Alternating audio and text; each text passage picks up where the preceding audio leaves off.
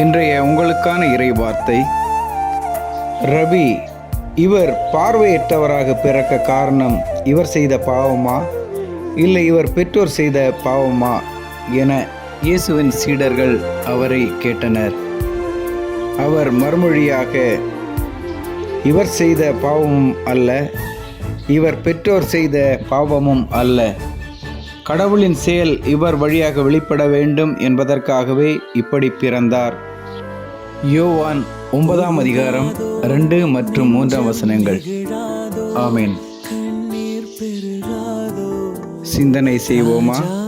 நாம் அன்றாட வாழ்க்கையில் யாராவது துன்பப்பட்டு கொண்டிருக்கும் போதும், ஊனமுற்றவர்களை பார்க்கும் போதும், இவர் பெற்றோர் செய்த பாவம் பிள்ளையை பாதித்தது என்று கூறுவது வழக்கம்.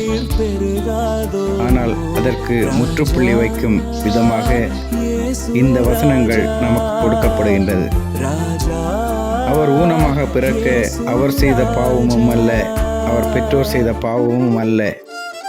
கடவுள் இவர் வழியாக ஏதோ ஒன்றை உலகிற்கு உணர்த்துகிறார், ஏதோ ஒன்றை செய்ய போகிறார் என்பதற்காக கடவுளின் திட்டப்படியே இவர் இப்படி பிறந்திருக்கிறார் என்பதை இந்த வசனங்கள் தெளிவுபடுத்துகின்றன. இவர்கள் கடவுளின் பிள்ளைகள்.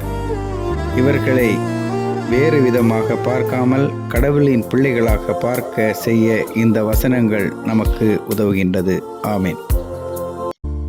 கல்வாரி காட்சியை கண்டிடும் கல்மனம் கலங்கிய கரைந்திடும்